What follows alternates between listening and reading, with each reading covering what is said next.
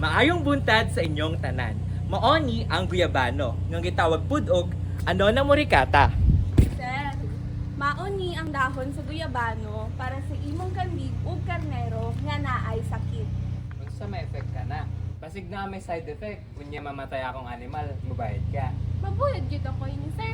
Kay dili ni makapatay. Effective lagi ni Sir, suwaya na to. Mga kinahanglanon. 100 gramos nga bag-ong dahon sa guyabano o labana. Katumbas sa mga 50 to 70 ka dahon o duha ka pundok sa kamot. Tasang pwedeng butangan og tubig, sa kaserola, imbudo nga limpyo, ug botilya o garapon. Para sa paghimo og labana o guyabano leaf infusion, ani ang proseso. Una, kuha ang 50 hangtod 100 o duha ka bugkos ka preskong dahon sa guyabano o labana ug hugasi kini gamit ang limpyo nga tubig. Sunod, pabukala ang 4 ka tasa nga tubig sa usa ka stainless nga kaldero. Paghuman mo bukal, ibutang ang mga gihugasan nga dahon sa tubig.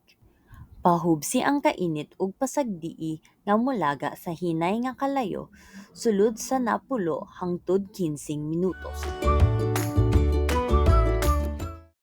Kung mahimo, tabuni ang kaldero.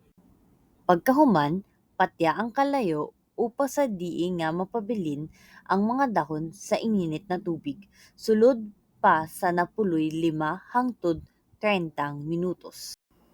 Human niini, pabugnawa ang sabaw hangtod nga dili inainit.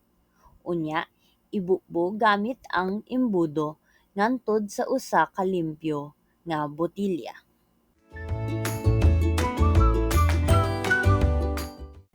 Kung dili gamiton dayon, tabuni ang botilya ug ibutang sa ref.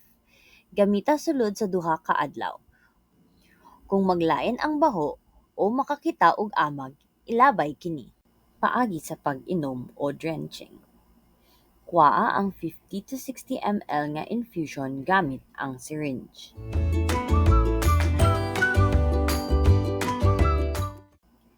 Ipasulod sa kilid sa baba sa karnero ug ipainom hinay-hinay.